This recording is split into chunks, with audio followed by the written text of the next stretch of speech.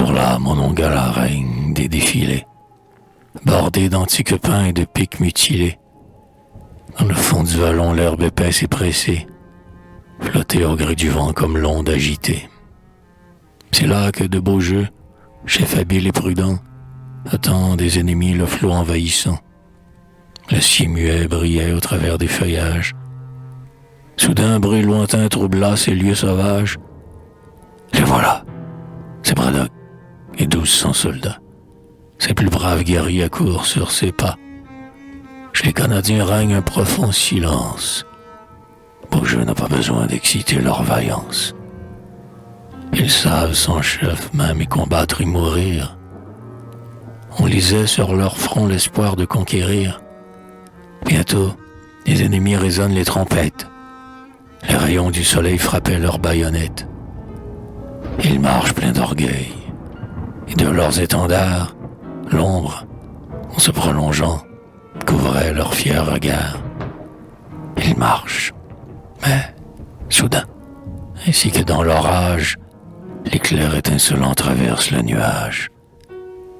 Brille un feu qui, partout, sur eux vomit la mort. Sur les cris des mourants s'élève un cri plus fort. Vive le roi! 3 fois de montagne en montagne, ce cri canadien roula dans la campagne. Tel on vient de l'entendre aux rives des détroits, terrible aux ennemis encore comme autrefois, comme le flot brisé sur la roche plaintive, retombe avec fracas en blanchissant la rive. Les ennemis rompus et saisis de frayeur reculent un moment sous ce feu destructeur, mais la voix de leur chef à la fin les rallie. Le combat recommence avec plus de furie. Les cris des combattants s'élèvent jusqu'aux cieux. Les boulets rugissants s'élancent furieux. Le ciel était couvert de torrents de fumée, sillonnés avec bruit par la foudre enflammée. Tout à coup, de Beaujeu par le fer est atteint. Une balle invisible a tranché son destin. Il chancelle et puis tombe avec bruit sur l'arène. La mort planait en tout lieu sur la plaine. Le brave Washington combattant soldat, avec quelques guerriers balance le combat. Les fils du Saint-Laurent répandent le carnage. L'intrépide Dumas anime leur courage. La carabine au poing, dans sa bouillante ardeur, de Chambly comme lui combat avec valeur. À la tête des siens, il plonge en la mêlée. L'âge des combats, sa voix élevée. Leur tranchant meurtrier en cercle fendant l'air, s'élevait, retombait aussi prompt que l'éclair. La mort suivait leur coup, quand rendant son épée, d'une main défaillante et qu'un fer a frappé, devant Chambly s'arrête un guerrier d'Albion, pâle et le sang partout ruisselant sur son front. Un air noble, mais doux animait sa figure, jeune, ses traits sont beaux. Sa blonde chevelure, en boucle retombait sur son habit doré, que la poudre noircie, la hache déchirée. Guerrier, dit-il, reçois ces inutiles armes que mon bras mutilé ne peut plus soutenir. À ces décrets, le ciel me force d'obéir. Et l'on vit dans ses yeux paraître quelques larmes. Avec peine son cœur se soumettait au sort qui semblait lui ravir la gloire de la mort. Brave guerrier, lui dit de Chambly, ton courage mérite un sort plus heureux. Mais au combat, la fortune est volage. Nous saurons respecter un soldat valeureux.